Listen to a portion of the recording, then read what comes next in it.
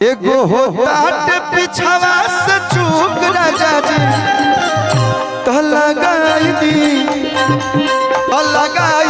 चोलिया के हो राजा जी हवे हम तो के गोला रंगदारी बिहारी के खूने में होला। वैसे हम रंगदारी वाला गाना गा दी ना, रंगदार तो है ना, लेकिन भैया लोग को पसंद है तो गा दी। लेकिन भैया लोग जो फरमाइश बा कि एगो होता पिछवा से चूक राजा जी और किसिया भी झाड़ लेनी पहन लेनी साड़ी कि लाली लगाई लेनी हर रूपवा सवारी। जाज भैया तन मने चिल्ला लेबे तन झूम लेबे दे छोड़ दी तन जा ले। हां कि एगो होता पिछवा से चूक राजा जी एगो होता पिछवा से चूक राजा जी तो लगाई दी चोलिया के हो राजा जी। हाँ लगाई दी चोलिया के हो राजा जी। केसिया भी झाड़ लेनी पहन लेनी साड़ी लाली लगाई लेनी रूपवा सवारी। एगो होता पिछवा से चूक राजा जी एगो होता पिछवा से चूक राजा जी तो लगाई दी चोलिया के हो राजा जी। लगाई दी चोलिया के हो राजा जी।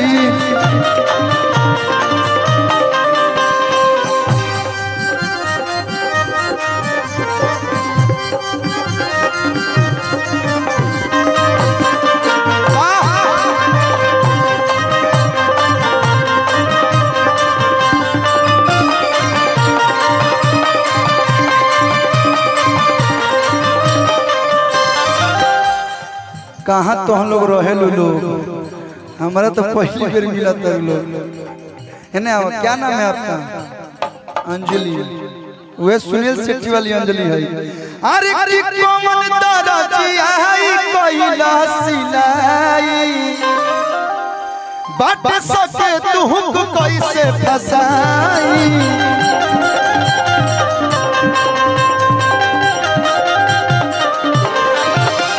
गाना के 17-18 साल हो गई जब हती चुकी रही तबे ले गईले रही।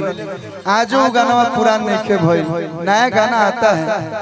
बहुत सारा ऐसा सिंगर बने जो बहुत साल से गावता, वो लोग के एगो दूगो गाना ऐसा होला कि पहचान हो जाला। वैसे ही हमारे गाना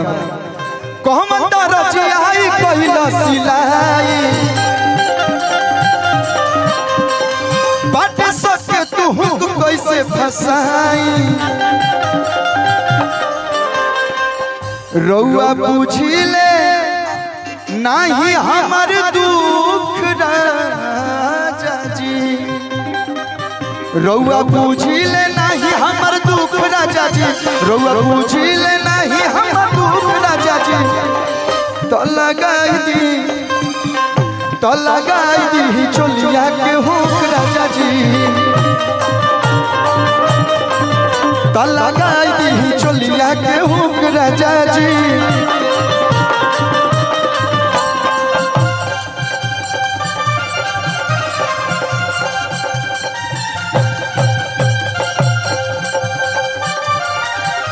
जाए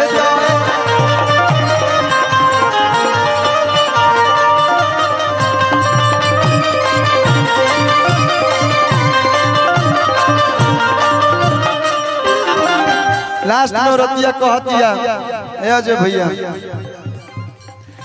कि सोइया अजय जी देखी हमारा प्रोग्राम में ज्यादा कंट्रोवर्सी ना हो, हम खाली गाना गाएंगे और वही पर जो धंधा चला तो बिजनेस चलता तो काहे के जरूरत बा विवाद की।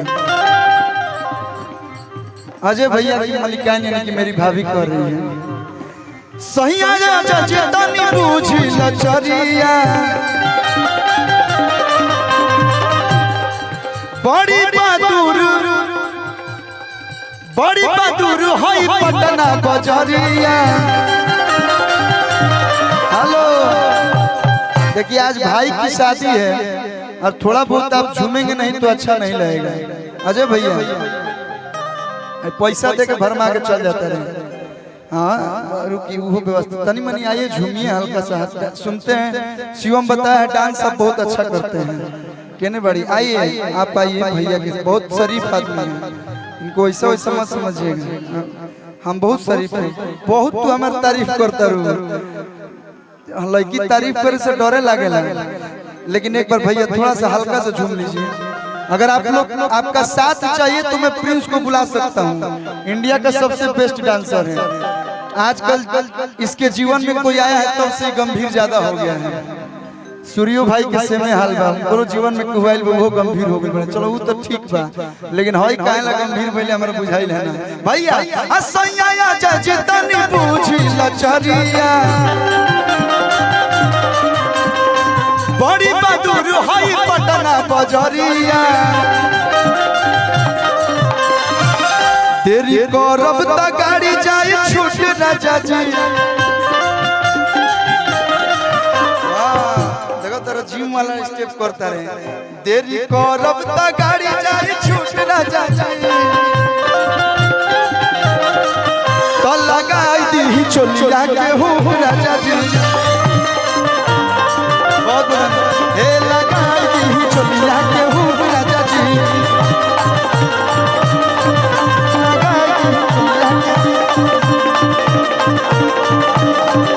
लगाई दी चोलिया के वही एल्बम में वो गाना रहे है ना।